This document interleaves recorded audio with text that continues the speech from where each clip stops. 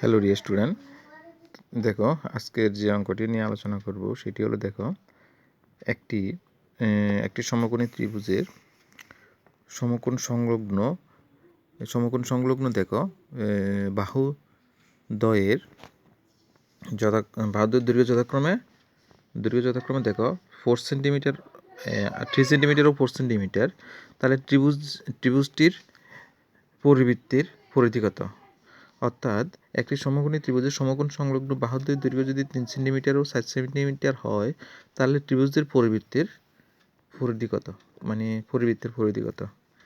আচ্ছা, তাহলে দেখো এক্ষেত্রে আমরা দেখো ত্রিভুজের পরিবৃত্তির পরিধি বাইর করতে হলে আমরা কি করব? সমকোণী ত্রিভুজের অতিভুজের দৈর্ঘ্য বাইর করব, আর অতিভুজের দৈর্ঘ্য কিন্তু বন্ধুরা ব্যাসের সমান হবে।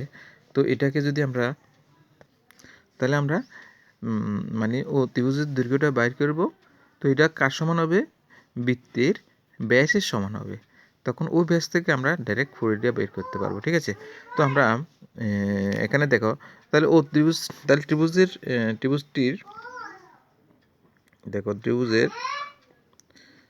ত্রিভুজের অতিভুজ ইকুয়াল টু অতিভুজ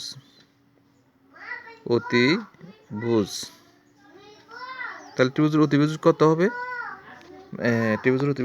হবে? এখানে দেখো তাহলে দুইটা পাওয়ার স্কোয়ার হবে, তাহলে 3 square plus 2 square equal to কত হবে? এখানে হবে দেখো 9 প্লাস 4।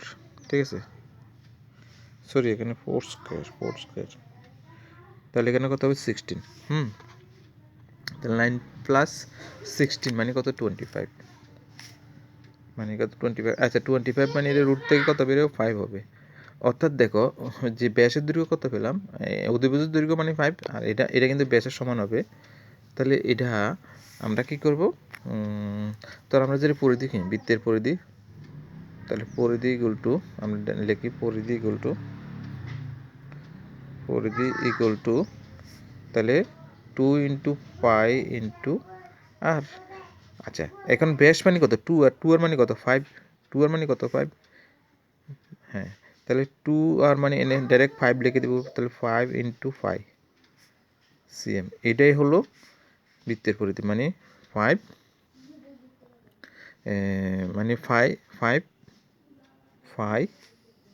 সিএম। এটাই হলো আনসার। 5 পাই হলো এর আনসার। ঠিক আছে।